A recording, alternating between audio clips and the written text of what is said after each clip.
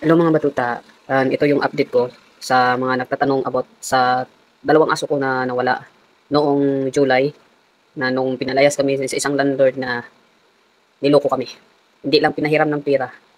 Kasi bago lang kami lumipat sa kanila tapos hiraman kami ng pera. Wala naman akong pera. Ang pera ko talaga is pangpagkain talaga namin kasi alam naman lang dami akong aso. So pinaalis kami. Yung aming deposit na 2 months deposit is 1 month advance. Hindi na namin nakuha. Halos 16K po ang hindi namin nakuha kasi isang buwan lang kami doon. Ang binigay namin doon is 3 buwan. Yun po ang dahilan kung bakit nawala po yung aso ko na si Chuchay. Yan po si Chuchay hanggang ngayon po hinahanap pa rin namin. Hindi ko pa nabalikan sa pulilan kasi sa pulilan po ito nawala. Kasi akala ko talaga yung pinag-iniwanan ko sa kanya ay totoong mapagmahal na aso. Hinayaan lang talagang nakawala daw si Chuchay. Kaya hanggang ngayon, ah, iniisip ko pa rin yung aso ko na nawala. Hindi ko pa nabalikan doon kasi talaga yung pera ko tamang-tama lang talaga pag pagkain. Kung galing kami Muson dito, patungo doon, gagastos pa kami ng 12 pesos dito, 24, 50 pabalik naman. Gagastos siguro kami ng 400 pesos back and forth patungo doon sa Pulilan. Kaya sobrang hirap din kasi mahirap pa talaga kami ngayon. Hindi pa talaga kami nakabangon pero at least nang mansip kami dito.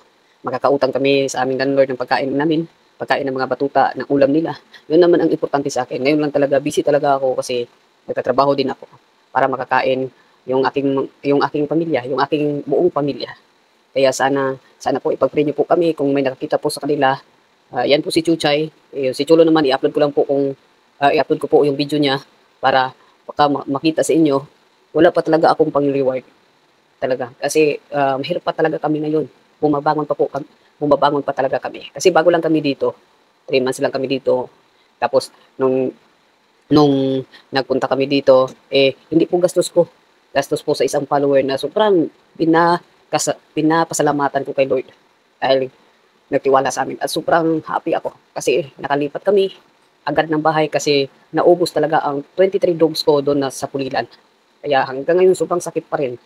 At ang pinakasakit sa akin, yung pinakauna kong aso na nabili ko na 30,000, pinag-ipunan ko, minahal ko ng sobra. Katulad ng pagmamahal ko sa aking pamilya. Kasi pamilya ko sila. Binawi talaga sa akin. Dahil sa parbo na yan. 23 dogs ang nawala sa akin. Kaya sana kung sino man makakita nito kay Chuchay, sana i-contact niyo po kami. Dahil hanggang ngayon, minsan umiiyak ako. Dahil pinakauna ko yung aso na si Chuchay. Pinakauna kong dog na dumating sa buhay namin dito sa Manila. Dala-dala namin kung saan kami mapunta, kung ano kinakain namin noon. Sana makita pa namin siya. Sana makita pa namin siyang buhay kasi binabalikan namin yung mga dog pound. Tinatanong namin doon kung mayroong nakita ba silang ganito. Ngayon talaga, hindi pa ako nakabalik kasi nag-iipon pa rin ako. Kasi mahirap pa talaga kami. Kaya sa mga nagtatanong about kay Chuchay kung anong update, wala pa po talagang update. Hindi pa namin nakita si Chuchay at saka si Cholo. Kaya hanggang dito na lang po. Sana po maintindihan niyo po at sana po tulungan niyo din po kami. Marami pong salamat.